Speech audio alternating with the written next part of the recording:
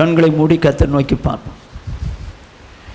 எங்களை நேசிக்கிற எங்கள் மகா பரிசுத்தமுள்ள எங்கள் பரலோக பிதாவே, உம்முடைய பரிசுத்தமுள்ள நாமத்தை வாழ்த்தி ஸ்தோத்திரிக்கிறோம். கிருபையும் இரக்கமுள்ள தேவனே ஸ்தோத்திரிக்கிறோம். தகப்பனே, இம்மட்டும் உடைய பிள்ளைகள் பாடி துதித்து ஆராதிக்க உதவி செய்தீர். இப்பொழுது வந்திருக்கிற என்னோடும் எங்களோடும் பேசுவீராக. உம்முடைய வார்த்தைகளை கேட்பதற்கு உணர்வுதாரும், வாழ்வதற்கு கிருபைதாரும். இயேசு கிறிஸ்துவின் என்ப நாமத்தில் பிதாவே, ஆமென். இந்த நாளின் செய்தியின் தலைப்பு, இயேசுவை துக்கப்படுத்த போகிறாயா சந்தோஷப்படுத்த போகிறாயா என்பதுதான் செய்தியின் தலைப்பு. இயேசுவை துக்கப்படுத்த போகிறாயா சந்தோஷப்படுத்த போகிறாயா என்பதுதான் தலைப்பு. பாவிகளை ரட்சிக்க கிறிஸ்து இயேசு உலகத்தில் வந்தார். இந்த உலகத்தில் எல்லாரும் பாவம் செஞ்சிட்டாங்க. தேவன் தம்முடைய தயவுனால நம்மளெல்லாம் ரட்சித்து சபையில சேர்த்தார்.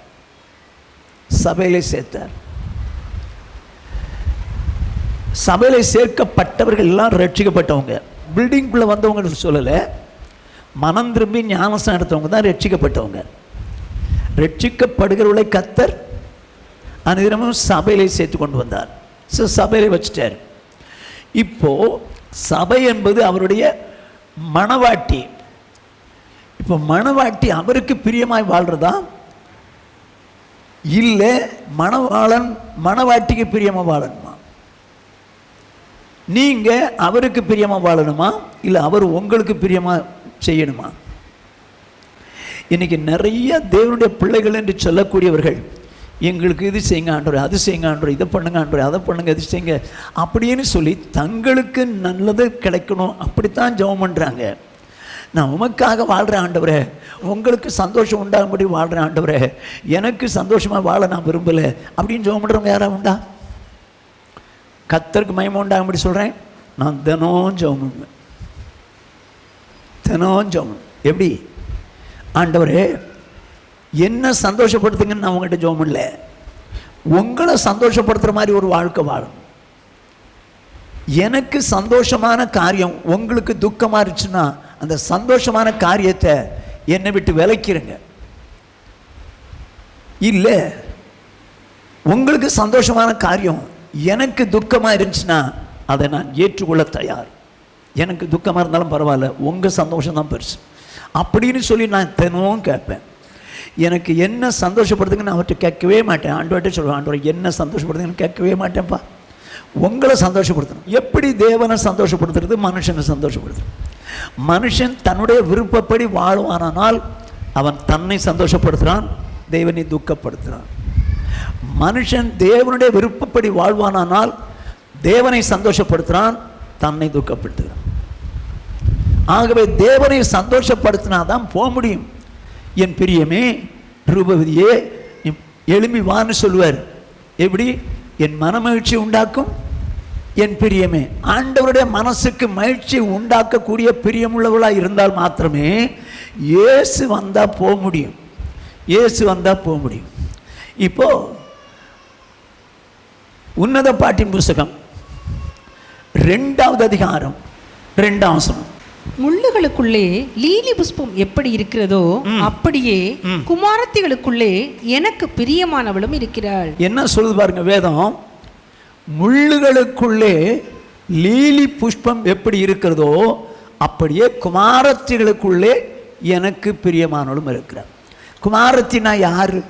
ரட்சிக்கப்பட்ட தேவனுடைய பிள்ளைகள். ஓகே, அவங்க குமாரத்திகள். அவங்க யாருன்னு வேதம் சொல்லுது? முள்ளுகள்னு சொல்லுது.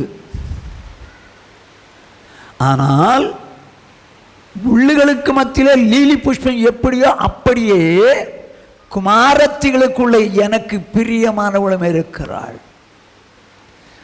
எனக்கு பிரியமானவள் ஒருத்தி இருக்கிறாள். அவள் எங்கே இருக்கிறாள்? முள்ளுகளுக்கு மத்தியிலே. முள்ளுகள் சுற்றி இருக்கிறது, லீலி புஷ்பம் இருக்கிறது. இந்த லீலி புஷ்பம் எனக்கு பிரியமானவள். முள்ளுகள்ங்கிறது யாரா? என் குமாரத்திகள், ரட்சிக்கப்பட்ட தேவ ஜனங்கள் தான் சொல்றாரு. ரட்சிக்கப்பட்டவங்க தான், தேவனுடைய பிள்ளைகள் தான். ஆனால் அவங்கள முள்ளுன்றாரு. அதுக்கு மத்தியில் ஒரு லீலி புஷ்பம் இருக்குது. அதுதான் எனக்கு பிரியன்றார். நாம் எல்லாரும் முள்ளா இருக்கணுமா லீலி புஷ்பமா இருக்கணுமா? இயேசு ஒரு நாள் தோட்டத்தில் கொய்து போறாராம், லீலி புஷ்பத்தை பிடிச்சு கொண்டு இழுத்துட்டு போறாராம். அப்படின்னா நீங்களும் நானும் லீலி புஷ்பமா இருக்கணும். வெறும் நம்ம பிள்ளைகள்ங்கிற ஸ்தானத்தில், குமாரத்திகள்ங்கிற ஸ்தானத்தில் முள்ள இருக்கக்கூடாது. அதாவது முள்ளு வேதனை உண்டாக்கும், லீலி புஷ்பம் சந்தோஷத்தை உண்டாக்கும். இப்போ நீங்கள் வேதனை உண்டாக்கக்கூடிய முள்ளு மாதிரி வாழ வரீங்களா, இல்லை அவருக்கு சந்தோஷத்தை உண்டாக்குற லீலி புஷ்பம் மாதிரி வாழ வருவீங்களா? இது உங்கள் கையில் தாங்க இருக்கு, இது உங்கள் கையில் தான் இருக்குது. நான் எப்படின்னு இப்போ சொல்ல விரும்புகிறேன். முள் குத்தி, ஐயோ கஷ்டமாக இருக்குதே, குத்திருச்சே அப்படின்னு சொல்லும், வேதனைப்படும். லீலி புஷ்பம் வாசனையார். இப்போது கவனமாக கேட்டுங்க. ஏசாயா தீர்க்கதரிசன புஸ்தகம் 7வது அதிகாரம் 13வது வசனம். அப்பொழுது ஏசாயா, தாவீதின் வம்சத்தாரே கேளுங்கள், நீங்கள் மனுஷரை விசனப்படுத்துகிறது போதாது என்று என் தேவனையும் விசனப்படுத்த பார்க்கிறீர்களோ? என்ன சொல்லுது பாருங்க, மனுஷனை விசனப்படுத்துகிறது போதாதென்று என் தேவனையும் விசனப்படுத்த பார்க்கிறீர்களோ? இந்த தேவ ஜனங்களை சொல்றாரு, நீங்க மனுஷரை தான் விசனப்படுத்துறீங்க. ஒரு நாள் மாமியார் வசனப்படுறாங்க, புருஷன் வசனப்படுறான், மனைவி வசனப்படுறான், அவங்க தான் வசனப்படுத்துறது போதாதுன்னு தேவனையும் வசனப்படுத்த பார்க்குறீங்களா? நீங்கள் தேவனையும் வசனப்படுத்த பார்க்குறீங்களா? எப்படி வசனப்படுத்துகிறாங்க? அதே ஏசாயா 59வது அதிகாரம் 15வது வசனம். சத்தியம் தள்ளுபடி ஆயிற்று, பொல்லாப்பை விட்டு விலகுகிறவன் கொள்ளையாகிறான். இதை கர்த்தர் பார்த்து நியாயம் இல்லை என்று விசனம் உள்ளவர் ஆனார். எப்படி வசனப்படுத்துறாங்கன்னு பார்த்துங்க. சத்தியம் தள்ளுபடி ஆயிற்று, பொல்லாப்பை விட்டு விலகினவன் தான், ஆனால் மறுபடியும் கொள்ளையாகிறான். அருமையான தேவஜனமே, நீ தேவனுடைய பிள்ளை தான், மாற்றம் இல்லை. ரட்சிக்கப்பட்டு ஞானஸ்நானம் தேவனுடைய பிள்ளை தான், மாற்றம் இல்லை. ஆனால் ஒன்னால் அவர் வசனப்படுறாரான் பார். நம்மால எப்படி வசனப்படுறாரா? சத்தியம் தள்ளுபடி ஆயிற்று. சத்தியம் தள்ளுபடி. பைபிள்ல வசனம் ஆண்டவர்னா அதை விடுங்க ஆண்டவரே, இதெல்லாம் நமக்கு ஒத்து வராது, இது நம்மால நடக்க முடியாது அப்படின்னு சொல்லி நீ தள்ளுபடி பண்ணினால் தேவன் வசனப்படுறார். அதே நேரத்தில் வேதம் சொல்லுது, பொல்லாப்பை விட்டு விலகினான், பாவத்திலிருந்து விடுதலை ஆயிட்டான், ஆனால் அவனோ மறுபடியும் கொள்ளையாகிறான், மறுபடியும் பாவத்துக்கு போறான். இதனால கர்த்தர் வசனம் ஆயிட்டார். நியாயம் இல்லை, என்னடா இது, இவங்களை போய் நம்ம ரட்சித்தோமே, நம்ம பாடுபட்டு ரட்சித்தோமே, ஆனா இவங்க பாரு மறுபடியும் பாவம் செஞ்சு கொள்ளையாகிறார்களே, சாத்தானால் கொள்ளையாகிறார்களேன்னு சொல்லியும் சத்தியத்தை விளக்குறாங்களே, எனக்கு வசனமா இருக்குப்பா, வசனமா இருக்குது அப்படின்னு சொல்லி ஆண்டவர் வசனப்படுறார். இப்ப யோசிச்சு பாருங்க, நானும் நீங்களும் ரட்சிக்கப்பட்டவங்க, மறுபடியும் பாவம் செய்தால் கொள்ளையாகிறோன்னு அர்த்தம், சாத்தானால் மறுபடியும் கொள்ளையாடப்படுறோன்னு அர்த்தம். மறுபடியும் பாவம் செய்தால் தேவன் வேதனைப்படுறார். பாவம் செய்ய நம்ம ரட்சிக்கப்பட்ட புதுசுல நல்லா தான் இருந்தோம், காலங்கள் கடந்து போச்சு. இப்ப அவர் மேல இந்த அன்பு குறைஞ்சு போய் எத்தனை பேர் பாவம் செய்றான், ரகசியமா எத்தனை பேர் பாவம் செய்றான். ஐயோ கொள்ளையாயிடுறாங்களே, நான் தான் ரட்சித்தேன், உயிரை கொடுத்து ரட்சித்தேன், எனக்கு வசனமா இருக்குது, இவங்க தான் மறுபடியும் கொள்ளையாகிறாங்க, மறுபடியும் பாவத்துக்கு போறாங்க. அதே நேரத்தில் நான் சத்தியத்தின்படி இப்படி நட அப்படின்னு சொன்னேன், அதெல்லாம் தள்ளுங்க, அதெல்லாம் எனக்கு வேண்டாங்க அப்படின்னு சொல்லி சத்தியத்தை தள்ளிடுறாங்களாம், சத்தியத்தை தள்ளிடுறாங்க. கவனமாக கேட்டுங்க, நான் சொல்லலை. அதனால் அவர் என்ன ஆயிட்டாராம், வசனம் ஆயிட்டாராம். ஏசாயா 63:8, 9, 10. அவர்கள் என் ஜனந்தான் என்றும் அவர்கள் வஞ்சனை செய்யாதிருக்கும் பிள்ளைகள் என்றும் சொல்லி அவர்களுக்கு இரட்சகர் ஆனார். இப்ப நம்மளெல்லாம் ரட்சித்தார். ஏன் ரட்சித்தார் சொல்றது? அவங்க ஏன் ஜனம்தான், அவங்க ரட்சித்ததுனால ஏன் ஜனம்தான். ஆனால் வஞ்சனை செய்ய மாட்டாங்க அப்படின்னு சொல்லித்தான் அவங்களுக்கு ரட்சகரான. எப்படி? என்னை ஏமாற்ற மாட்டாங்க, எனக்கு ரொம்ப வஞ்சனை செய்ய மாட்டாங்க அப்படின்னு சொல்லி தான் நான் உங்களை ரட்சித்தேன் அப்படின்றாரு. நம்ம ஏமாற்ற மாட்டோம்னு நினைச்சாருங்க, அந்த எண்ணத்தில் தான் ரட்சித்தார். ஆனால் நம்ம இன்னைக்கு வாசிங்க தொடர்ந்து. அவர்களுடைய எல்லா நெருக்கத்திலும் அவர் நெருக்கப்பட்டார். அப்பா என்னவா, நமக்கு வந்த நெருக்கத்தில், ரட்சிக்கப்பட்ட நமக்கு வந்த நெருக்கத்தில் அவர் நெருக்கப்பட்டார். அவருடைய சமூகத்தின் தூதனானவர் அவர்களை ரட்சித்தார். ஐயோ, அவர் அந்த நெருக்கத்தின் மத்தியிலும் நம்மளை ரட்சித்தார். டாக்டர் நம்மளை விடுதலை ஆக்கல, பிரச்சனையில நமக்கு யாரோ விடுதலை ஆக்கல, நம்ம விடுதலை ஆக்கினவர் கர்த்தரே. ஆமென். சரி.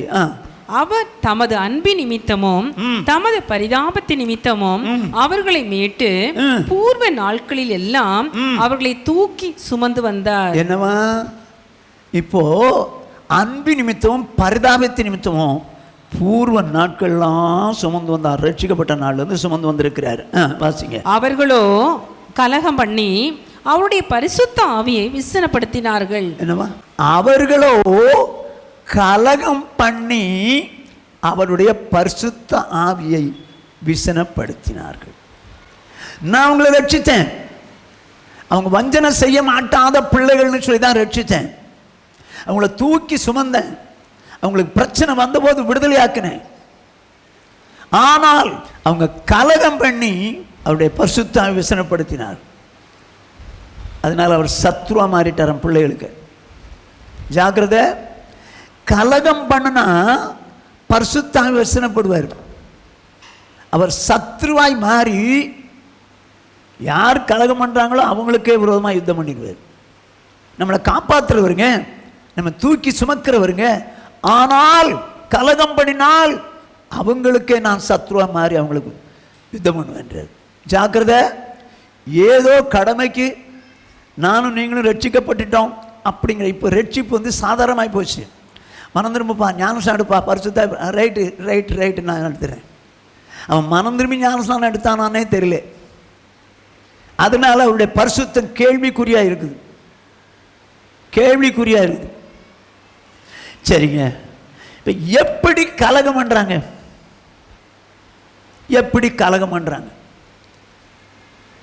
வாசிங்க. புலம்பல் 3:42.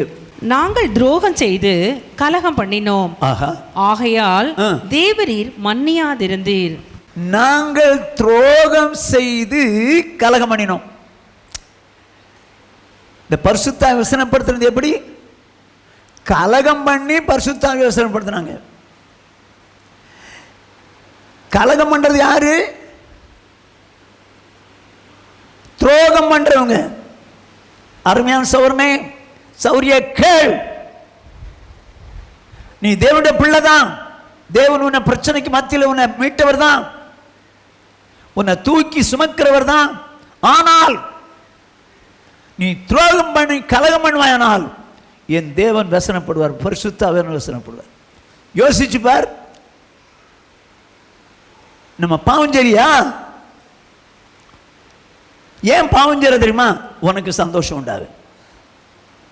பாவம் செய்யும்படியான சூழ்நிலை வரும்போது பாவம் செய்ய மாட்டேன்றானே, அவன் ஏன் பாவம் செய்ய மாட்டேங்கிறான் தெரியுமா? தேவன் சந்தோஷப்படும் நினைக்கிறேன். உன் வாழ்க்கை கொஞ்சம் யோசித்து பார் சௌரனே, சௌரிய. உன் வாழ்க்கையில நீ சந்தோஷம் அடையணுங்கிறதுக்காக நீ தப்பு பண்ற, துரோகம் பண்ற, கலகம் பண்ற, பாவம் செய்யல. ரட்சிக்கப்பட்ட புருஷன் நல்லா தான் இருந்த, இப்ப பாவம் செய்யலையா நீ? வாலிய பிள்ளைலாம் ஜாக்கிரதை. இந்த லவ் கிவ்னுலாம் சொல்ல முடியாது. சும்மா அசுத்தமாக நடக்கிறது கொள்றது இதெல்லாம் இருக்கக்கூடாது. ஜாக்கிரதை. அதெல்லாம் பாவம் இல்லையில? லவ் பாவம் இல்லையா? லவ்னா அன்பு தானங்க, அன்பு இல்லை. இதுக்கு பேர் லஸ்ட், இச்சை. புருஷன் மனைவியோடு கூட அன்பு வச்சுக்கிறது அன்பு. பிள்ளை இடத்துல அன்பு வைக்கிறது லவ், பெற்றவங்ககிட்ட அன்பு வைக்கிறது லவ். ஆனால் வேறொரு பாலினம் தெரியாதவன் அவனோடு கூட ஒரு அன்பு வைக்கிறது லஸ்ட். சாதாரணமாக போச்சு இன்னைக்கு. வேதம் என்ன சொல்லுது? துரோகம் செய்து கலகம் பண்ணினோம். அப்படின்னா யார் பாவம் செய்கிறாங்களோ அவங்க கலகம் பண்ணுறாங்க. சரிங்க, வேறு எப்படி கலகம்? ஒன்று பாவம் செய்து துரோகம் பண்ணுறதுனால கலகம் பண்ணுறாங்க. ரெண்டாவது எப்படி கலகம் பண்ணுறாங்கன்னு வேதத்திலிருந்து சொல்கிறேன், வாசிங்க. 1 சாமுவேலின் புஸ்தகம் 12வது அதிகாரம் 15வது வசனம். நீங்கள் கர்த்தருடைய சத்தத்திற்கு கீழ்ப்படியாமல் கர்த்தருடைய வாக்குக்கு விரோதமாய் கலகம் பண்ணினீர்கள் ஆனால். போதும். நீங்கள் கர்த்தருடைய சத்தத்துக்கு கீழ்ப்படியாமல் அவருடைய வாக்குக்கு விரோதமாய் கலகம் பண்ணீர்களானால். அப்போ கலகம் பண்ணுறதுனா எப்படி? 1 பாவம் செய்கிறதுனால, 2 வசனத்துக்கு மீறி நடக்கிறதுனால. சௌரனே சௌரிய கேள், ஊழியக்கார் கற்றுக் கொடுக்கும் போது வசனம் கற்றுக் கொடுத்தாரு, அட அது விடு, அது நமக்கு இல்லை போ அப்படின்னு சொல்லி நீ தள்ளிட்டேன்னு வச்சுக்க, கலகம் பண்ற. நீ கலகம் பண்ற. இல்லை நீ பைபிள் படிக்கிற வீட்டில், ஆனால் தேவன் உன்னோடு கூட பேசும்போது என்ன பண்ற? இது நமக்கு இல்லைப்பா, நம்ம விட்டுரு அப்படின்னு தள்ளுற. இதுக்கு பேர் என்ன தெரியுமா? கலகம். கலகம் பண்ற. யோசித்து பார். வசனம் தள்ளுபடி ஆயிடுச்சே, வசனத்தை தள்ளுறியே, நீ கலகம் பண்றியா? நீ வசனம் வேண்டாம்னு சொன்ன எந்த வசனமா இருக்கட்டுங்க, எந்த வசனமா இருக்கட்டும், சொன்னவர் ஆண்டவர். நீ வேண்டாம், என்னால முடியாது அப்படின்னா கலகம் பண்றேன்னு அர்த்தம். அவர் வசனப்படுறாருன்னு அர்த்தம். எபேசியர் 4வது அதிகாரம் 30வது வசனம். அன்றியும் நீங்கள் மீட்கப்படும் நாளுக்கன்று முத்திரையாக பெற்ற தேவனுடைய பரிசுத்த ஆவியை துக்கப்படுத்தாதிருங்கள். என்ன சொல்லு பாருங்க, நீங்கள் மீட்கப்படும் நாளுக்கன்று முத்திரையாக பெற்ற தேவனுடைய பரிசுத்த ஆவி துக்கப்படுற. எப்படி துக்கப்படுத்துறதுங்க? எப்படி துக்கப்படுத்துறது? கலகம் பண்றது எப்படி? எப்படி துக்கப்படுத்துறது? யோவான் எழுதின சுவிசேஷம் 14வது அதிகாரம் 26வது வசனம். என் நாமத்தினாலே பிதா அனுப்ப போகிற பரிசுத்த ஆவியாகிய தேற்றவாளனே. நல்லா கவனிங்க. என் நாமத்தினாலே அனுப்ப போகிற பரிசுத்த ஆவியாகிய தேற்றவாளனே எல்லாவற்றையும் உங்களுக்கு போதித்து நான் உங்களுக்கு சொன்ன எல்லாவற்றையும் உங்களுக்கு நினைப்பூட்டுவார். ஓகே, இயேசு சொல்றாரு, நான் உங்களுக்கு அனுப்ப போகிற பரிசுத்த ஆவியானவர் நான் சொன்ன எல்லாவற்றையும் உங்களுக்கு நினைப்பூட்டுவார். நமக்கு சொல்றது இயேசுவா பரிசுத்த ஆவியானவரா? பரிசுத்த ஆவியானவர் நமக்கு நினைப்பூட்டுறார், அவர் சொன்ன வார்த்தையை. ஓகே, இப்போ இந்த பரிசுத்த ஆவி வசனப்படுத்துறது எப்படி? மீட்கப்படும் நாளுக்கென்று முத்திரை பெற்ற பரிசுத்த ஆவியை எப்படி துக்கப்படுத்துறது? எங்க சொன்னவர் தேவன், அவர் என்ன பண்றாரோ பரிசுத்த ஆவி மூலம் நமக்கு சொல்றாரு. இப்போ அதை கீழ்ப்படிய மாட்டேன்னா துக்கப்படுத்துறீங்கல்ல. வசனம் சொல்றது யாரு? ஆவியானவர் நமக்கு சொல்லி தர்றாரு. இப்போ நீங்க கீழ்ப்படிய மாட்டேங்கிறீங்க, என்ன ஆகும்? உங்களுக்கு துக்கம் வராதா? உங்க பையன் இருக்காங்க, கடைக்கு போக சொல்றீங்க, முடியாது அப்படின்றான், ரொம்ப சந்தோஷம், குட் பைடா, எனக்கு இப்படி ஒரு பிள்ளை பிறந்திருக்கடா, சந்தோஷப்படுவீங்களா? நீ ஒரு புள்ள, நீ கடைக்கு போயிட்டு வான்னா நான் போக முடியாது, நீ போன்ற வேதனை இருக்குமா இருக்காதா? உங்களுக்கு ஒரு புள்ள கஷ்டப்படுத்தினா வேதனை. ஆனால் நீயும் நானும் பிள்ளைகள் தானே.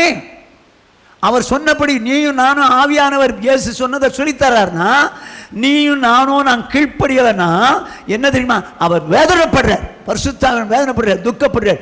நீ மீட்கப்படும் நாளுக்கென்று முத்திரை பெற்ற பரிசுத்தாவை துக்கப்படுத்தாது, நீ பரலோகத்துக்கு போயிருவியா? நீ ஏன் துக்கப்படுத்துறா தெரியுமா? வசனம் சொல்லும் போது நீங்க ஏங்க துக்கப்படுத்துறா தெரியுமா? உனக்கு அது பிடிக்கல, நீ நல்லா இருக்கும்னு நினைக்கிற, அதனால அந்த வசனத்தின் படி என்னால் வாழ முடியாது. நீ சந்தோஷமா இருக்கும்னு நினைக்கிற, அதனால அந்த வசனத்தின் படி எல்லாம் வாழ முடியாது. சி, ஆண்டவர் துக்கப்படுத்தல, நீ பரிசுத்தாவை துக்கப்படுத்தல. எந்த வசனம் தேடிப்பார். என்னால நீங்க வேதனைப்படக்கூடாது ஆண்டவரே. எங்க நீங்க சந்தோஷமா இருக்கணும், ஆண்டவர் வேதனைப்படலாமா? ஆண்டவரை வேதனைப்படுத்திட்டு நீங்க சந்தோஷமா இருக்கலாமா? எனக்கு அப்படி ஒரு வாழ்க்கை இருந்துச்சுன்னா செத்துருவேன் போங்க. ஆண்டவரை வசனப்படுத்திட்டு நான் சந்தோஷமா இருக்கணுமா? நான் ஆண்டவர் சொல்லுவேன், உங்களை வசனப்படுத்துகிற காரியம் எனக்கு சந்தோஷமா இருந்தா அந்த சந்தோஷத்தை என்னை விட்டு விலக்கிருங்க. இல்லை உங்களுக்கு சந்தோஷம் உண்டாகிற காரியம் எனக்கு வசனமா இருந்துச்சுன்னா அந்த வசனத்தை 100க்கு 100 நான் ஏற்றுக்கிறேன். உங்களை சந்தோஷப்படுத்துறதா என் நோக்கம். என்ன சந்தோஷப்படுத்துங்கன்னு நான் ஒரு நாளும் கேட்க மாட்டேன் ஆண்டவரை. நான் உங்கள்கிட்ட சொல்லலைங்க, ஆண்டவர்கிட்ட சொல்லுவேன். என்ன சந்தோஷப்படுத்துங்க, எனக்கு இது சந்தோஷம், நான் இப்படி வாழ்ந்தா எனக்கு சந்தோஷம் அப்படின்னு நான் ஒரு நாளும் கேட்கவே மாட்டேனே. எனக்கு அவசியமே இல்லை. என் தேவன் என்னுடைய தேவைகளை சந்திக்க வல்லவர். எனக்கு இது வேணும் அது வேணும்னு கேட்கவே மாட்டேன். நான் இப்படி இருக்கணும் அப்படி இருக்கணும்னு கேட்கவே மாட்டேன். இன்னைக்கு நிறைய பேர் என்ன பண்ணுறாங்க, தப்பு பண்ணிட்டு ஆண்டவரே எங்கள் பாஸ்டருக்கு மட்டும் தெரிஞ்சிடக்கூடாது. என் பாஸ்டர் தெரிஞ்சா கடிச்சா போடுவார். பாஸ்டருக்கு தெரிஞ்சாலே வருத்தப்படுவாருங்க, கர்த்தருக்கு தெரிஞ்சா வருத்தப்பட மாட்டாரா? ஒன்னால் அவர் வருத்தப்படணுமா சந்தோஷப்படணுமா பார். அவர் சந்தோஷப்படலாம் எனக்கு பிரச்சனை இல்லை, அவர் வருத்தப்பட்ட எனக்கு பிரச்சனை இல்லை, ஏன் சந்தோஷம் தான் எனக்கு பெருசு. அப்படிதானே சொல்ற நீ? அப்படிங்க நீ வசந்தபடி வாழணுங்கிற அவசியம் கிடையாது. வசந்துக்கு மாறா வாழ்ந்தா நீ சந்தோஷமா இருக்கிற. வசந்தபடி வாழணும்னா அவர் சந்தோஷப்படுறார். என்ன சொல்ல போற? துக்கப்படுத்த போறியா பரிசுத்தாவிய? பழைய ஏற்பாட்டு காலத்தில் இஸ்ரேல் ஜனங்களை கர்த்தர் வழி நடத்திட்டு வந்தார். என்ன நடக்குதுன்னு பாருங்க, வாசிங்க. எபிரேயர்கள் நிருபம் 3வது அதிகாரம் 7வது 8வது வசனங்கள். ஆகையால் பரிசுத்த ஆவியானவர் சொல்லுகிறபடியே, நல்லா கவனிச்சுங்க, பரிசுத்த ஆவியானவர் சொல்லுகிறபடியே இன்று அவருடைய சத்தத்தை கேட்பீர்கள் ஆகில். இன்று என்னைக்கு? என்னைக்கு? இன்று. நாளைக்கும் படிச்சிங்கன்னா இன்று. இன்று அவருடைய சத்தத்தை கேட்பீர்கள் ஆகில். என்னைக்கு? நீங்க பைபிள் படிக்கிறீங்களா அன்னைக்கு, வசனம் கேட்குறீங்க இல்லையா அன்னைக்கு. இன்று அவருடைய சத்தத்தை கேட்பீர்களாகில். வனாந்திரத்திலே கோபம் ஓட்டின போதும் சோதனை நாளிலும் நடந்தது போல உங்கள் இருதயங்களை கடினப்படுத்தாதீர்கள். அருமையான சௌர்ணே சௌரிய கேள். ஆண்டவர் உனக்கு வசனம் சொன்னா பரிசுத்த ஆவியானவரை கோபமுட்டாது. வனாந்திரத்தில் கோபமுட்டின சோதனை நாளில் நடந்தது போல நீ நடக்காத. இன்று அவருடைய சத்தத்தை கேட்பீர்களாகில். வனாந்திரத்தில் கோபமுட்டின போதும் சோதனை நாள் நடந்தது போல உன் இருதயத்தை கடினப்படுத்தாத. ஏன் கடினப்படுத்துறது தெரியுமா? உனக்கு பிரியமா வாழ பார்க்குற, அதனால அந்த வசந்தி முடியினால வாழ முடியாது. அப்படித்தானே? அப்படித்தானே? யோசித்து பாரு, எத்தனை வசனம் உன்னால வாழ முடியாம நீ வந்து நெக்லெக்ட் பண்ற, தள்ளுற. பாஸ்டர் சொல்லுவாருங்க, அது நம்மளாலலாம் வாழ முடியாதுங்க. அப்படி எத்தனை பேர் சொல்ற? அவர் வருத்தப்பட்டா என்ன, அவர் வேதனைப்பட்டா என்ன, அவர் துக்கப்பட்டா என்ன, எனக்கு அதை பற்றி கவலை இல்லை, ஏன் சந்தோஷம் தான் பெருசு.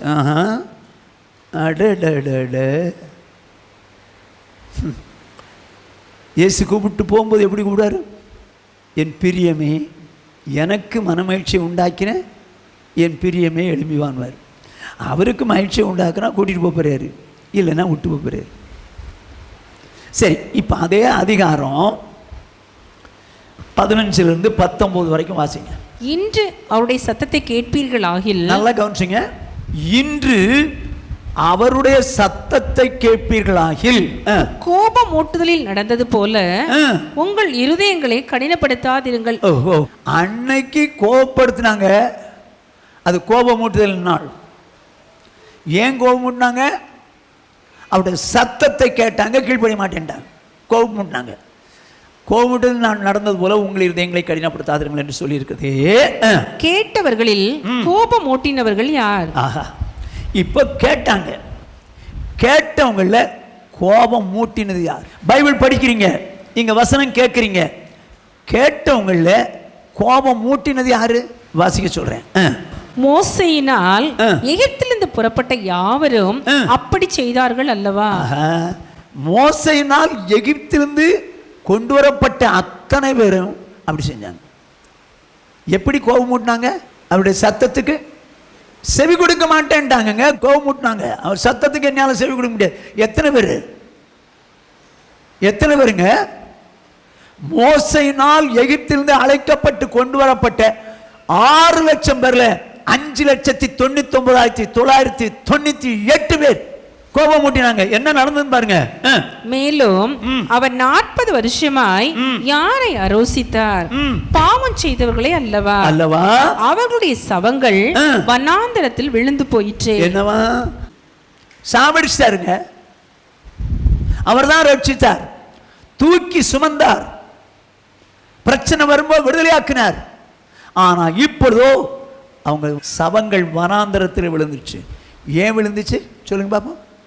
அவருடைய சத்தத்துக்கு செவி கொடுக்காமல் துரோகம் பண்ணினால. சௌர்ணே சௌரிய கேள், உனக்கு வசனம் என்னன்னு தெரியுது, ஆனா என்னால முடியாது போ அப்படின்னு அர்த்தம் என்ன? துரோகம் பண்றேன்னு அர்த்தம். இப்ப அத்தனை பேர் வனாந்தரத்தில் செத்து போயிட்டாங்க. இப்ப பாருங்க என்ன நடக்குன்னு பாருங்க. பின்னும் என்னுடைய இளைப்பாறுதலில் பிரவேசிப்பது இல்லை என்று அவர் யாரை குறித்து ஆணையிட்டார்? இப்ப என்ன சொல்லிட்டாரு? என்னுடைய இளைப்பாறுதலில் பிரவேசிப்பதில்லை என்று ஆணையிட்டார், சத்தியம் பண்ணிட்டார். எப்படியா? கீழ்ப்படியாதவர்களை குறித்து அல்லவா? இப்போ கீழ்ப்படியாதவர்களை குறித்து தான் சத்தியம் பண்ணிட்டார். ஏன் இளைப்பாறுதலில் பிரவேசிப்பது? இளைப்பாறுதல்னா என்ன? பரதீசுங்க, பரதீசு. பரதீஸ் தான் இளைப்பாறுதல் இடம். பரலோகம் தேவனுடைய ராஜ்யம் உட்கார்ற இடம். பரதீசுக்கே போக மாட்டாங்க. அடுத்த வசனம் சொல்லுது பாருங்க 19. ஆதலால் அவிசுவாசத்தினாலே. அவிசுவாசம்னா என்னங்க? வசனம் தான் படிச்சாங்கல்ல, வசனம் தான் கேட்கறாங்கல்ல, அது என்ன அவிசுவாசத்தினால? விசுவாசிக்காம அதான் அவிசுவாசம். ஏங்க நீங்க விசுவாசிக்கிறீங்கன்னு அர்த்தம், செயல்பட்டா விசுவாசிக்கிறீங்கன்னு அர்த்தம். செயல்படலைன்னா அவிசுவாசம். செயல்பட மாட்டேன்ட்டீங்கன்னா அவிசுவாசம். அவிசுவாசத்தினாலே அவர்கள் அதில் பிரவேசிக்க கூடாமற் போனார்கள் என்று பார்க்கிறோம். ஆடே, எதில் பிரவேசிக்க கூடாமல் போனாங்க? இளைப்பாறுதலில். பரதீசுக்கே போக முடியல. அருமையான சௌர்ணே சௌரிய கேள். ஏன் தெரியுமா? என்னை व्यसனப்படுத்திட்டாங்கப்பா, என்னை व्यसனப்படுத்திட்டாங்க. ஐயோ, கலகம் பண்ணி என்னை व्यसனப்படுத்திட்டாங்க. சத்தியம் தள்ளுபடி ஆயிடுச்சு. கொள்ளையிடப்பட்டவன் கொள்ளை ஆயிட்டான். அவனை நான் கொள்ளையிட்டு வந்தேன், மறுபடி கொள்ளை ஆயிட்டான். ஐயோ, அவங்க எனக்கு விரோதமாய் பண்ற காரியங்கள் இருக்குது, எனக்கு व्यसனமாய் போச்சுப்பா. அதனால வனாந்தரத்தில் அழிச்ச மட்டும் இல்லை, சாவு எல்லாருக்கும் வரலாம். ஆனால் எங்க போகல? பரதீசுக்கு போகல.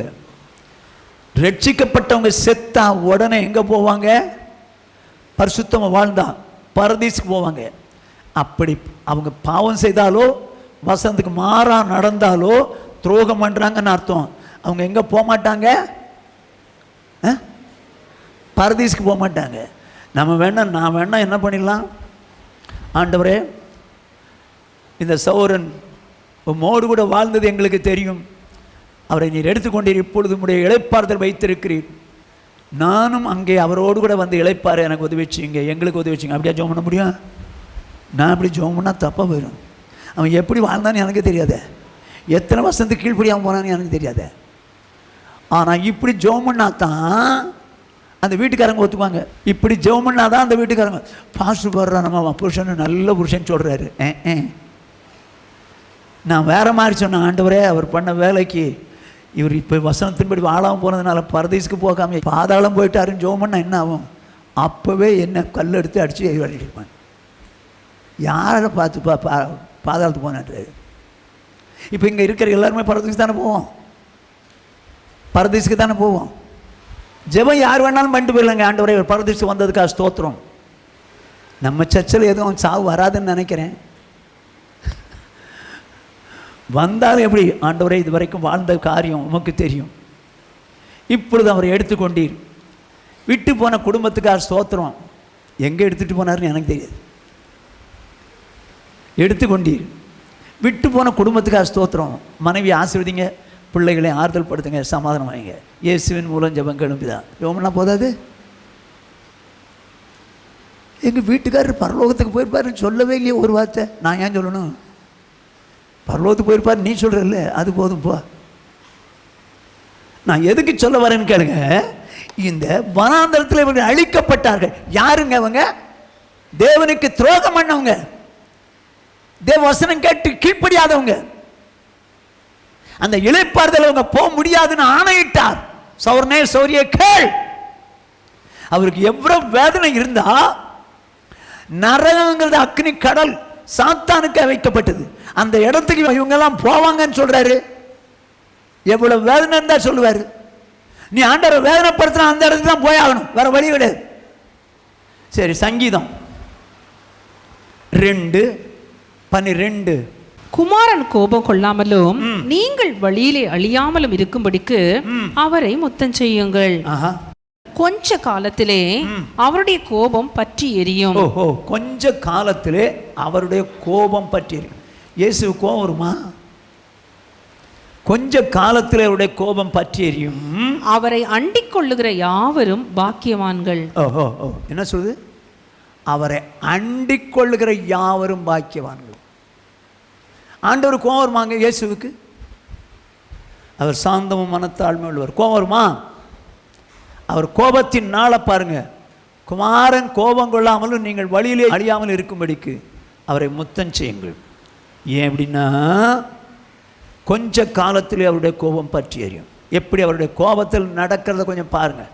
அவர் கோபத்தின் நாளில் நடக்கிறத பாருங்கள். வெளிப்படுத்தின விசேஷம் 6வது அதிகாரம் 14-17 வரைக்கும். வானம் சுருட்டப்பட்ட புஸ்தகம் போலாகி விலகி போயிற்று. மலைகள் தீவுகள் யாவும் தங்கள் இடங்களை விட்டு அகன்று போயின. பூமியின் ராஜாக்களும் பெரியோர்களும் ஐஸ்வர்யவான்களும் சேனை தலைவர்களும் பலவான்களும் அடிமைகள் யாவரும் சுயாதீனர் யாவரும் பர்வதங்களின் குகைகளிலும் கண்மலைகளிலும் ஒளித்து கொண்டு பர்வதங்களையும் கண்மலைகளையும் நோக்கி நீங்கள் எங்கள் மேல் விழுந்து சிங்காசனத்தின் மேல் வீற்றிருக்கிறவருடைய முகத்திற்கும் ஆட்டுக்குட்டியானுடைய கோபத்திற்கும் எங்களை மறைத்துக் கொள்ளுங்கள். பர்வதங்களையும் கண்மலைகளையும் நோக்கி நீங்கள் எங்கள் மேல் விழுந்து ஆட்டுக்குட்டியானவருடைய கோபத்திற்கு எங்களை மறைத்துக் கொள்ளுங்கள். கண்மலை ஒருத்த மேலே விழுந்து அவன் என்ன ஆவான்? அதை விட டேஞ்சரஸான காரியம் அவர் நாளில் நடக்குது. என்னவா? அவருடைய கோபாக்கனையின் மகா நாள் வந்துவிட்டது, யார் நிலை நிற்க கூடும் என்றார்கள். போதுமா? நல்ல கவனிங்க. அவருடைய கோபாக்கனை நாளில் ஒருத்தம் கூட நிலை நிற்க முடியாது. அதுதான் சொல்லுது, குமாரன் கோபம் கொள்ளாமலும் நீங்கள் வழியிலே அழியாமலும் இருக்கும்படி அவரை முத்தம் செய்யுங்கள். கொஞ்ச காலத்திலே அவருடைய கோபம் பற்றி எரியும். அதுக்கு முன்னால நீ கத்தரை பிடிச்சுக்கோ. கத்தருக்கு பிரியமா இருக்க வழியப்பார். அவர் கோபத்தின் நாளில் சிக்கிறாத. அவர் கோபத்தின் நாளில் கண்மலையே எங்க மேல விழுந்து மறைச்சிங்க. கண்மலை விழுந்தா என்னத்துக்கு ஆகும்? அதை விட டேஞ்சரானது ஆண்டவருடைய கோபாக்கனின் நாள். அவரை அண்டிக் கொள்கிற யாவரும் பாக்கியவான்கள். அவரை அண்டிக் கொள்றதுனா என்னங்க? அவரை அண்டிக் கொள்றதுனா எப்படி? வாசிங்க லூக்காளுன சுவிசேஷம் 19வது அதிகாரம் 48வது வசனம். ஜனங்கள் எல்லாரும் அவருக்கு செவி கொடுத்து அவரை அண்டிக் கொண்டிருந்தபடியால் அதை என்னபடி செய்யலாம் என்று வகை காணாதிருந்தார்கள். எப்படி அண்டிக் கொண்டிருந்தாங்களா? அவருக்கு செவி கொடுக்கிறவன் அவரை அண்டிக்கிட்டான்னு அர்த்தம். அவருக்கு செவி கொடுத்து அண்டிக் கொள்கிறவர்கள். அப்படின்னா நீ ஆண்டவருடைய வார்த்தைக்கு செவி கொடுப்பாயானால் நீ அவரை அண்டிக் கொள்கிறாயின்னு அர்த்தம். கோபத்தினால மறைக்கப்படுவேன். நீ அண்டிக் கொள்ளாத போது கோபத்தினால மலையே விழுந்துரு என் மேல. அதான் நடக்கும். அவரை அண்டிக் கொள்றதுனா என்ன? அவருக்கு செவி கொடுத்து அண்டிக் கொள்ளணும். அப்படின்னா எப்படி? ஆண்டவர் என்ன வசனம் சொன்னார் ஏங்க, அது உங்களுக்கு கஷ்டமா இருந்துச்சுன்னா என்ன அர்த்தம் தெரியுமா? நீங்க உங்களை நேசிக்கிறீங்கன்னு அர்த்தம். நீங்க அந்த வசனத்தின்படியே வாழ ஒப்பு கொடுக்குறீங்கன்னா நீங்க கர்த்தரை நேசிக்கிறீங்கன்னா. நீங்க வசனத்தின்படி வாழ மாட்டேன்னு சொன்னா அவரை வேதனைப்படுத்துறீங்கன்னு அர்த்தம். நீங்க வசனத்தின்படியே வாழ்றீங்கன்னா அவரை சந்தோஷப்படுத்துறீங்கன்னு அர்த்தம். என்ன செய்யலாம்? அவரை சந்தோஷப்படுத்தலாமா? இப்போ ஒரு 2-3 உதாரணத்தை சொல்றேன். அவரை சந்தோஷப்படுத்துறவங்க யாரு? அவரை துக்கப்படுத்துறவங்க யாரு? இயேசு வரும்போது என் பிரியமே நீ ரூபவதி உன்னில் பழுதொன்றுமில்லை எழுப்பி வான்னு சொல்லணும். அந்த அளவுக்கு வாழணும். இப்போ அவரை வேதனைப்படுத்தின கூட்டம் யாரு? ஆதியாகமம் 6வது அதிகாரம் 5 முதல் 7 வசனங்கள். மனுஷனுடைய அக்கிரமம் பூமியிலே பெருகினது என்றும் அவன் இருதயத்து நினைவுகளின் தோற்றமெல்லாம் நித்தமும் பொல்லாததே என்றும் கர்த்தர் கண்டு தாம் பூமியிலே மனுஷனை உண்டாக்கினதற்காக கர்த்தர் மனஸ்தாபப்பட்டார். எங்க ஆதியாகமம் 1ஆம் அதிகாரம் கடைசி வசனத்துல ஆண்டவர் ஆதாம படைச்சாரு. கர்த்தர் நல்லதென்று கண்டு சந்தோஷமா இருக்கிறார். எல்லாவற்றையும் படைத்து சந்தோஷப்பட்டார். ஆனால் இப்பொழுதோ 6வது அதிகாரம் வந்திருக்குது. அவனை படைச்சதுக்காக நான் व्यसனப்படுறேன். அது அவர்களுடைய இருதயத்துக்கு व्यसனமாச்சு. 7. அப்பொழுது கர்த்தர் நான் சிருஷ்டித்த மனுஷனை பூமியின் மேல் வைக்காமல் மனுஷன் முதற்கொண்டு மிருகங்கள், ஊரும் பிராணிகள், ஆகாயத்து பறவைகள் பரியந்தமும் உண்டாயிருக்கிறவைகளை நிக்கிரகம் பண்ணுவேன். நான் அவைகளை உண்டாக்கினது எனக்கு மனஸ்தாபமா இருக்கிறது என்ற. அவைகள் என்னங்க படிச்சது? மனுஷங்க தான் தப்புட்டாங்க. அவர்களை உண்டாக்குனதற்காக நான் மனஸ்தாபப்படுகிறேன், வேதனைப்படுறேன். அருமையான சௌரனே சௌரியக்கு ஏன் வேதனைப்பட்டாரு? அவருடைய நினைவுகளின் தோற்றமெல்லாம் நித்தமும் பொல்லால். அவங்க பாவம் அக்கிரமம் செஞ்சுட்டாங்க, எனக்கு வேதனையா இருக்குது அப்படின்னு வேதனைப்படுற நேரத்தில் ஒரு மனுஷன் சந்தோஷத்தை கொடுக்குறான். அவன் யார் தெரியுமா? 8ஆம் வசனம். நோவாவுக்கோ கர்த்தருடைய கண்களில் கிருபை கிடைத்தது. கர்த்தருக்கு மகிமை உண்டாகட்டும். நோவாவுக்கோ கர்த்தருடைய கண்களில் கிருபை கிடைச்சது. அவன் கர்த்தரை சந்தோஷப்படுத்தான், நீதிமானாய் மாறினான், உத்தமனாய் மாறினான், தேவனோடு சஞ்சரிச்சான். ஏன்? நல்லா கவனிச்சிங்க, அந்த ஒருத்தனால தேவனுக்கு சந்தோஷம். அவனை ஜலப்பிரளயத்திலிருந்து காப்பாற்றிட்டார். ஒன்னால தேவன் சந்தோஷப்படுவாரானால் அந்தி கிருஷ்ண ஆட்சியிலிருந்து காப்பாற்றப்படுவாய். ஒன்னால தேவன் சந்தோஷப்படுவாரானால் பரலோகத்துக்கு, நரகத்துக்கு தப்பி பரலோகம் போவாய். ஆனா நான் சந்தோஷமா இருக்கணும்னா அன்னைக்கு அழிச்சாரு பாருங்க, அது மாதிரி அழிஞ்சு நரகத்துக்கு தான் போகணும். ரைட். 1 வாசிப்போம். 2வது, எங்க அவங்க நினைவும் தப்பா போச்சு, செயலும் தப்பா போச்சு, அதனால தான் வேதனைப்பட்டார். எண்ணாகமம் 25ஆம் அதிகாரம். இந்த அதிகாரத்தில் நீங்க பார்த்தீங்கன்னா மீதியான் தேசத்து பெண்களோடு கூட இஸ்ரவேல் ஜனங்கள் சேர ஆரம்பிச்சாங்க. ஆண்கள் சேர்ந்து தப்பு பண்ணிட்டாங்க. தப்பு பண்ணி அவங்க வணங்குற விக்கிரக ஆராதனையும் பண்ணிட்டாங்க. இதனால கர்த்தர் கோபப்பட்டு என்ன சொல்றார் மோசேட்ட? மோசே, அப்படிப்பட்டவனை என்ன பண்ணு? சபை நடுவில் தூக்கி போடுற, தூக்கலை தொங்க விடு அப்படின்றார். இந்த நேரத்தில் ஆசரிப்பு கூடாரத்துக்கு முன்னால ஆசாரியர்கள், மோசே இவங்கெல்லாம் நிற்கும்போது நடக்கிற சம்பவத்தை பாருங்க. வாசிங்க 25ஆம் அதிகாரம். எண்ணாம் 25ஆம் அதிகாரம் 10-11. கர்த்தர் மோசேயை நோக்கி, நான் என் எரிச்சலில் இஸ்ரவேல் புத்திரரை நிர்மூலமாக்காதபடிக்கு ஆசாரியனாகிய ஆரோனின் குமாரனான எலெயாசாரின் மகன் பினகாஸ் என் நிமித்தம் அவர்கள் நடுவில் பக்தி வைராக்கியம் காண்பித்ததினால் இஸ்ரவேல் புத்திரர் மேல் உண்டான என் உக்கிரத்தை திருப்பினான். என்ன சொல்ற பாருங்க, என் உக்கிரத்தை, கோபத்தை திருப்பலாம் பினகாஸ். எப்படி தெரியுமா உங்களுக்கு? நான் கோபப்பட்டு அவங்களெல்லாம் அழிச்சிருங்கன்னு சொன்னேன், தூக்கில தொங்க போடுன்னு சொன்னேன். ஆனால் என் உக்கிரத்தில் தான் சொன்னேன். ஆனால் இனிமேல் சொல்ல மாட்டேன். ஏன் தெரியுமா? அவங்க அத்தனை பேரும் எனக்கு ரோமா பாவம் செஞ்சாங்க. மீதியானுடைய பெண்களை தவறுக்கு கூப்பிட்டு வச்சு தவறு பண்ணாங்க, அவங்களுடைய விக்கிரகங்களை வணங்கினாங்க. மீதியானிய ஸ்திரீ ஒரு பிரபுடைய மகளை, இஸ்ரவேல் தேசத்தில் உள்ள ஒரு பிரபுடைய மகனுக்கு ஒருத்தன் கூட்டிட்டு வர்றான். பிரபுடைய மகளை, மீதியான் தேசத்தில் உள்ள பிரபு மகளை, அந்த கஸ்பி என்று சொல்லக்கூடிய ஒரு பிரபுடைய மகனுக்கு கொடுக்கறது கூட்டு வர்றான். இப்போ 2 பேரும் இருக்கிறாங்க. அங்கிருந்து பினகாஸ் பார்க்குறான். சே, இப்படி போகிறாளே, அவங்கிட்ட போய் வேசித்தனம் பண்ணுவாளே, விபச்சாரம் பண்ணுவாளே அப்படின்னு சொல்லி போய் பார்த்தா இந்த இஸ்ரவேலன் மேலே இருக்கிறான், அவள் கீழே இருக்கிறா. ஈட்டி வச்சு ஒரே குத்தான். வேதம் சொல்லுது, ஈட்டி அவன் முதுகில் பாஞ்சி அவன் முதுகு வழியாக வெளியே வந்துருச்சு. அந்த அளவுக்கு வேதனைப்பட்டாங்க. யார் அவன்? பினகாஸ். ஆண்டவர் சொல்றாரு, இவங்கெல்லாம் என்ன வேதனைப்படுத்துறாங்கப்பா, இவங்கெல்லாம் என்ன வேதனைப்படுத்தாங்க, ஐயோ விபச்சாரம் பண்ணாங்க, விக்கிரக ஆராதனை பண்ணாங்க, ஆனால் பினகாஸ் அதுக்கு விரோதமாய் நின்று செயல்பட்டான். அவன் எனக்கு சந்தோஷத்தை உண்டாக்குனான், மற்றவங்க வேதனை உண்டாக்குனாங்க. நீ ஆண்டவருக்கு வேதனை உண்டாக்க போறியா, சந்தோஷத்தை உண்டாக்க போறியா? இப்போ ஏன் அவங்க பாவம் செஞ்சாங்க? அது அவங்க எண்ணங்க, அவங்களுக்கு சந்தோஷம் உண்டாகணும் எண்ணம். ஏன் பினகாஸ் இப்படி செஞ்சான்? இவனுக்கு இந்த பாவத்தை பார்த்த அருவருப்பு, அதனால ஆண்டவருக்கு பிரியமா இருந்தான். யோசிச்சு பார், பாவம் செய்து உனக்கு பிரியமா இருக்கிறான், உனக்கு சந்தோஷமா இருக்கிறான், ஆண்டவருக்கு அருவருப்புல. அவர் வேதனைப்பட்ட எனக்கு நன்றியா? நரகத்துக்குள்ள போகணும். சரி, இப்போ இஸ்ரேல் ஜனங்கள் பாவம் செய்யும்போது பினகாஸ்னு ஒருத்தன் தான் சந்தோஷத்தை கொடுத்தான். சரி, நோவா அங்கே சந்தோஷத்தை கொடுத்தான். இன்னொரு பக்கத்தில் சொல்கிறேன் பாருங்க, எண்ணாகும் 32ஆம் அதிகாரம் 10-12 வரைக்கும். அதனால் கர்த்தர் அந்நாளிலே கோபம் உண்டவராகி, கர்த்தருக்கு கோபம் வந்துருச்சு. எதனாலன்னு பாருங்க.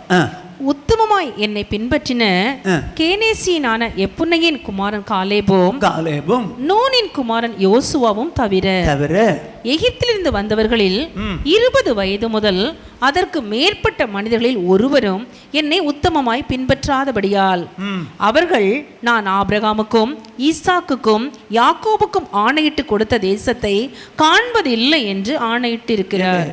ஆண்டவர் கானானுக்கு கூட்டிகிட்டு போய் தானே சொன்னார், ஆனால் இப்போ ஏன் கூட்டிகிட்டு போக மாட்டேன்ட்டாரு? ஜனங்கள் உத்தமமாய் பின்பற்றவில்லை. 2 பேர், ஒன்று காலேப், அடுத்தது யோசுவா. இவங்க 2 பேர் தான் எனக்கு சந்தோஷத்தை கொடுத்தாங்கப்பா. இவனுங்க எல்லாம் நான் அவனை கானானுக்கு தான் கூட்டு போகணுன்னு வந்தேன், ஆனால் இவனுங்கெல்லாம் ஐயோ வழிநடுகிற பாவத்தையும் தேவைகளை சந்திக்கிறதுக்கு அது வேணும் இது வேணும்னு சொல்லி இவன் இஷ்டத்துக்கு தான் வாழணும்னு நினச்சான். ஐயோ இவங்களால எனக்கு வேதனை வேதனை அழிச்சே விட்டார். போ, ஆண்டவருக்கு நீங்கள் சந்தோஷம் கொடுக்கணுமா? இல்லை, ஆண்டவர் உங்களுக்கு சந்தோஷம் கொடுக்கணுமா?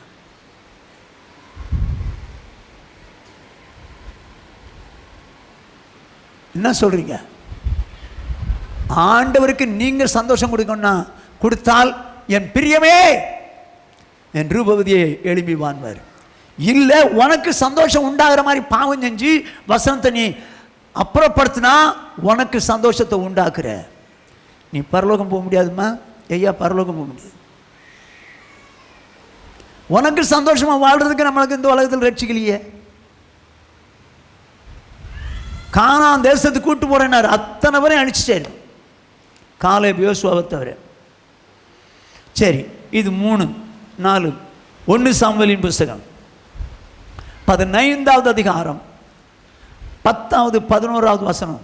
அப்பொழுது கர்த்தருடைய வார்த்தை சாமுவேலுக்கு உண்டாகி அவர் சொன்னது, நான் சவுலை ராஜாவாக்கினது எனக்கு மனஸ்தாபமா இருக்கிறது. என்ன சொல்றாரு? சவுலை இவர் தாங்க சந்தோஷமா ராஜாவாக்கினாரு, இப்ப மனஸ்தாபப்படுறார். ஏண்டா இவனை ராஜாவாக்குன அப்படின்னு மனஸ்தாபப்படுறார், வேதனைப்படுறாருங்க, வேதனைப்படுறார். சவுலால வேதனை. ஏன்? அவன் என்னை விட்டு திரும்பி என் வார்த்தைகளை நிறைவேற்றாமற் போனான் என்றார். ஐயோ ஐயோ, எதனால ஆண்டவருக்கு மனஸ்தாபம் வந்துச்சு, வேதனை வந்துச்சு? அவனை ராஜாவாக்குனக்கா ஏன் மனஸ்தாபப்பட்டாரு? என்னை விட்டு திரும்பிட்டான், நான் சொன்ன வசனங்களின்படி வாழ மாட்டேன்றான்,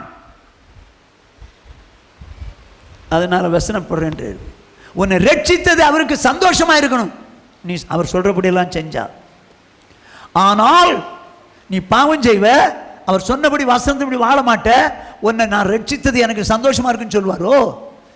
ஆண்டவர் தான் அவனை ராஜாவாக்குனார், ஆண்டவர் தான் அவனை ராஜாவாக்குனார். ஆனா அவரே ஆண்டவர் சொல்றாரு, அவனை ராஜாவாக்குனாக்கா நான் மனஸ்தாபப்படுறேன். அதே இடத்துல தாவீதை ராஜாவாக்குனார். என்ன சொல்றார் பாருங்க, அப்போஸ்தலர் நடபடிகளின் புஸ்தகம் 13வது அதிகாரம் 22ஆம் வசனம். பின்பு அவர் அவனை தள்ளி யாரை? சவுலை தள்ளி தாவீதை அவர்களுக்கு ராஜாவாக ஏற்படுத்தி ஈசாயின் குமாரனாகிய தாவீதை என் இருதயத்துக்கு ஏற்றவனாக கண்டேன். ஐயோ, என்ன சொல்றாரு? அவனை தள்ளி விட்டாரு. அவர் தான் ராஜாவாக்குனார். அவனை தள்ளிட்டார். ஏன் தள்ளினார்? ஏன் தள்ளினார்? அவன் என் வார்த்தை நிறைவேற்றாமல் போனான். என் மனசு கஷ்டம், என் வார்த்தை நிறைவேற்ற மாட்டேன்ட்டான், அதனால் தள்ளிட்டேன். சொல்லிட்டு இவனை ராஜாவாக்குனேன். இவன் என் இருதயத்துக்கு ஏற்றவன். எப்படி சொல்றார் பாருங்க, சந்தோஷப்படுறார் பாருங்க. சந்தோஷத்தில் எப்படி இருதயத்துக்கு ஏற்றவன், எனக்கு சித்தமானவைகளை எல்லாம் அவன் செய்வான் என்று அவனை குறித்து சாட்சியம் கொடுத்தார். ஹல்லேலூயா. என்ன சொல்றாரு? சவுலை தள்ளிட்டேன்.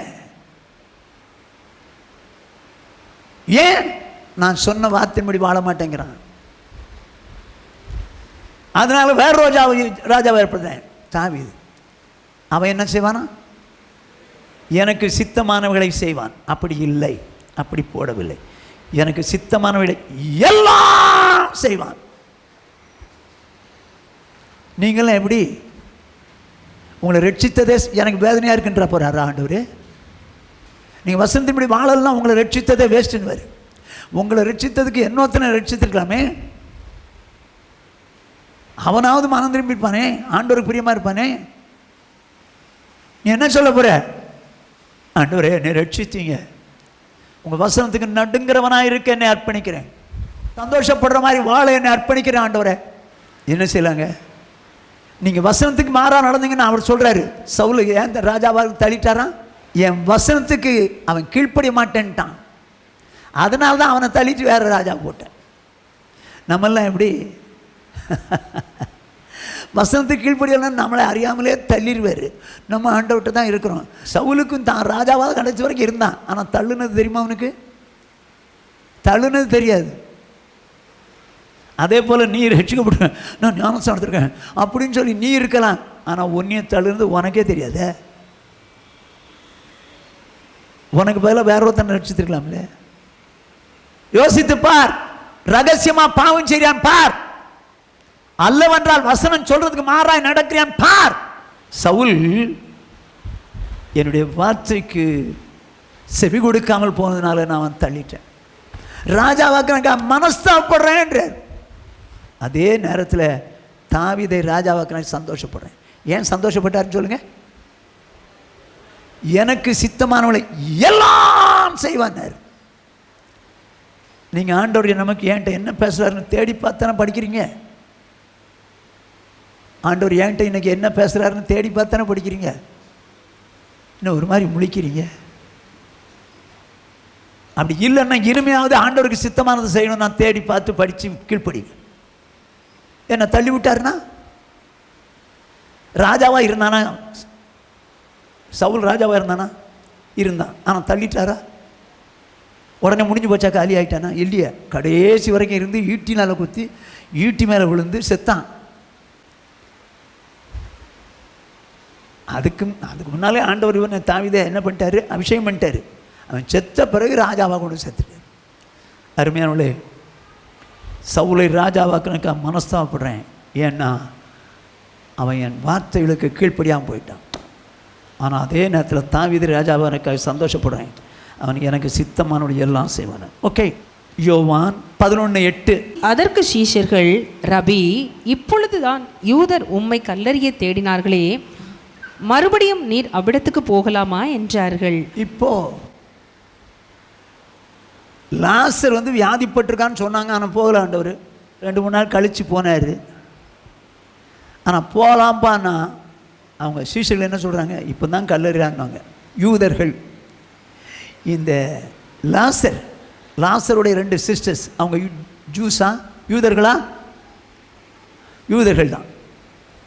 அவன் சொல்கிறாங்க, யூதர்கள் உங்களை கல்லறியலான்னு பார்த்தாங்களே, நீங்கள் போகலாங்கிறீங்களே, எப்படி அப்படின்னு சொல்லி கேட்டால் வேதம் என்ன சொல்லி போகிறார்? ஏன் போகிறார் பாருங்க, வாசிங்க. அதே அதிகாரம் 11ஆம் அதிகாரம் 11 வசனம்.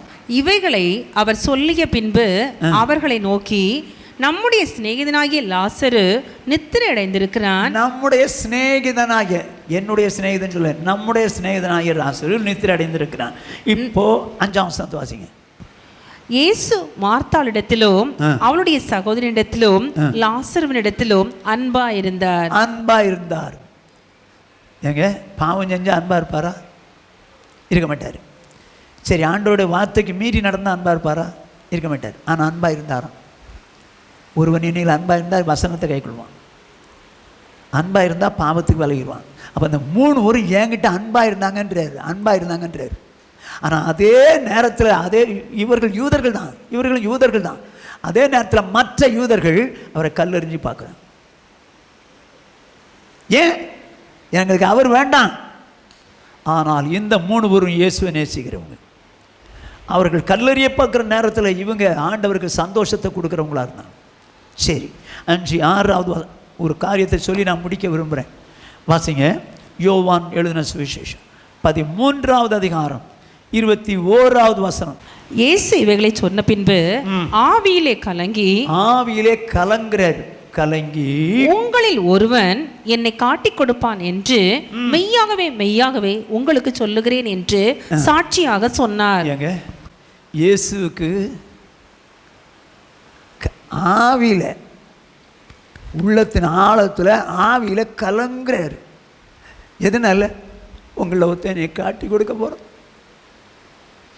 அவனால் நான் அடிக்கப்பட்டு சாக போகிறேன். உங்களில் ஒருத்தன் என்னை காட்டி கொடுப்பான். ஐயோ, வேற ஒருத்தன் காட்டி கொடுத்தா கூட எனக்கு ஒன்றும் இல்லை, உங்களில் ஒருவன் அப்படின்னு சொல்லி ஆவியில் கலங்குறார். ஏன்? அவரை காட்டி கொடுக்கறதுனால. சௌனே, சகோதரியே, ரட்சிக்கப்படாதவன் பாவம் செய்யலாம், அவனால் வேதனைப்பட மாட்டார். உங்களில் ஒருவன், ரட்சிக்கப்பட்ட உன்னிடத்தில் நீ அவரை காட்டி கொடுக்குற மாதிரி பாவம் செய்ய போறியா? அவருடைய உள்ளத்தை வசனப்படுத்த போறியா? இல்லை வசனத்துக்கு மாறா நடந்து அவருடைய வேதனைப்படுத்த போறியா? என்ன செய்ய போற? வேதனைப்பட்டு இருக்கிறாருங்க, யூதாசால வேதனைப்பட்டு இருக்கிறார். ஆனா அதே நேரத்தில் என்ன நடக்குன்னு பாருங்க. அப்பொழுது யாரை குறித்து பேசுகிறாரோ என்று சீஷர்கள் ஐயப்பட்டு ஒருவரை ஒருவர் நோக்கி பார்த்தார்கள். சரி, யாரை குறித்து சொல்றாரு அப்படின்னு ஒருத்தர் பார்க்கறாங்க. அந்த சமயத்தில் அவருடைய சீஷரில் இயேசுவுக்கு அன்பானவனாய் இருந்த ஒருவன் இயேசுவின் மார்பிலே சாய்ந்து கொண்டிருந்தான். ஹல்லேலூயா. எங்க இயேசுடைய சீஷர்களை ஒருத்தன் வேதனைப்படுத்துறான், இன்னொருத்தன் அவருடைய மார்பில் சாஞ்சிருந்து சந்தோஷத்தை உண்டாக்குறான். நீங்க ஆண்டவரை வேதனைப்படுத்த போறீங்களா, சந்தோஷப்படுத்த போறீங்களா? ஆண்டவரை சந்தோஷப்படுத்தினா உங்களுக்கு வேதனைகள் வரலாம், அதெல்லாம் நீங்கள் அக்செப்ட் பண்ணி தான் ஆகணும். அநேக காரியங்கள் தியாகம் பண்ணி தான் ஆகணும். பாவம் செய்யக்கூடாது தீர்மானிக்கணும். அதே நேரத்தில் வசனம் என்ன சொல்லுது, அப்படி செஞ்சீங்கன்னா அவரை சந்தோஷப்படுத்துறீங்கன்னு அர்த்தம். நான் முடிச்சிடறேன். ஆண்டவரை துக்கப்படுத்தினவங்க உண்டு, அவரை சந்தோஷப்படுத்தினவங்களும் உண்டு. முடிவில் யூதாஸ் காரியத்தால அவர் மன ஆவியில கலங்கிட்டார், யோவானால சந்தோஷமா இருக்கிறார். நீ ஆண்டவருடைய உள்ளத்தை சந்தோஷப்படுத்த போறியா, இல்லை அவருடைய உள்ளத்தை வேதனைப்படுத்த போறியா? என்ன செய்யலாம்? என்னங்க செய்யலாம்? என்ன செய்யலாம்? நீங்கள் அவரை சந்தோஷப்படுத்தணும்னு நினைக்கிறீங்களா, இல்லை துக்கப்படுத்தணும்னு நினைக்கிறீங்களா? சந்தோஷப்படுத்தணும்னா உங்கள் சந்தோஷத்தை இழக்க தயாராகணும். பாவத்தினால் வர்ற சந்தோஷமோ, வசத்துக்கு மாறாக நடக்கிறதுனால வர்ற சந்தோஷமோ, அதை இழக்கத்தான் செய்யணும். என்ன சொல்கிறீங்க? நான் பாவம் செய்ய மாட்டேன் ஆண்டவரே, அது எனக்கு சந்தோஷம், பாவம் செஞ்சால் எனக்கு சந்தோஷம். நீங்கள் சொன்ன வசனத்துக்கு மாறாக நடந்தால் அது எனக்கு சந்தோஷம். ஆனால் உங்கள் சந்தோஷத்துக்காக நான் பாவம் செய்ய மாட்டேன். உங்கள் சந்தோஷத்துக்காக நீங்கள் என்ன சொன்னாலும் கீழ்ப்படிவேன். என்னை ஒப்பு கொடுக்குற ஆண்டவரே, நீங்கள் சந்தோஷப்படணும். முள்ளுகளுக்கு மத்தியிலே லீலி புஷ்பம். நீங்கள் முள்ளாக இருக்க போகிறீங்களா, லீலி புஷ்பமாக இருக்க போகிறீங்களா? நான் சொல்கிறது புரியலையோ? சுற்றி இருக்கிறது முள், ஆனால் முள்ளாக இருந்தாலும் யார் தான்? ரட்சிக்கப்பட்டவங்க தான். ஆனால் ஒரே ஒருத்தி தான் பூ. நான் என்ன சொல்கிறேன், எத்தனையோ சபைகள் இருக்குது, அத்தனை சபைகளும் ஆண்டவர் பார்வையில் முள்ளாக வேணா இருக்கட்டும், நம்ம சபை லீலி புஷ்பமாக மாறும்.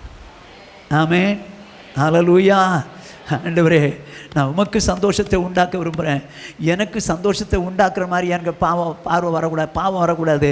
எனக்கு சந்தோஷம் உண்டாக்குற மாதிரி வேதத்துக்கு மாறாக நடக்கக்கூடாது. ஆண்டவர், உங்களை சந்தோஷப்படுத்த விரும்புகிறேன் ஆண்டவரே, உங்களை சந்தோஷப்படுத்த விரும்புகிறேன் ஆண்டவரே.